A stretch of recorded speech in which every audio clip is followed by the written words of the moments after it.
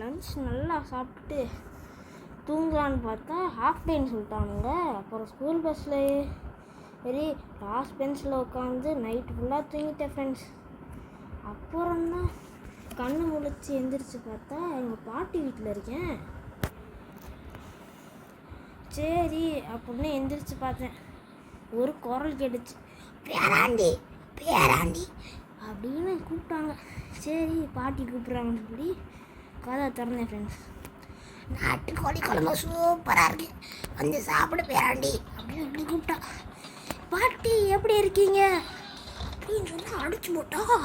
அப்புறம் பார்த்தா இது நம்ம பாட்டியோ இல்லை ஃப்ரெண்ட்ஸ், அது பக்கத்து வீட்டு பாட்டியோட பகை. சரி இந்த இடத்த விட்டு எப்படியா தப்பிக்கணும். ஸ்கூல்லேருந்து கடத்திட்டு வந்துட்டாங்க. இந்த இடத்துல வந்து எப்படியே தப்பிச்சிட்டா போதும் ஃப்ரெண்ட்ஸ். ஒரு லைக் பண்ணுங்கள், இந்த இடத்த விட்டு நான் தப்பிச்சிடுறேன். அப்படியே இந்த கிளவி வேறு எங்கிட்டாவது இருந்து வந்துடுது ஃப்ரெண்ட்ஸ்.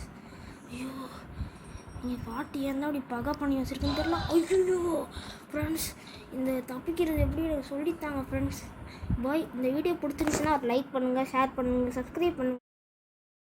அப்பொழுது கோபாலு 4:30 எஸ்கேப் ஆயிடுவானோ. ஏன் மாப்பிள்ள இவ்வளவு பயம் உள்ளவன் ஏன் தனியா வேலைக்கு மாப்பிள்ளைய காணா? மாப்பிள்ள மாப்பிள்ள மாப்பு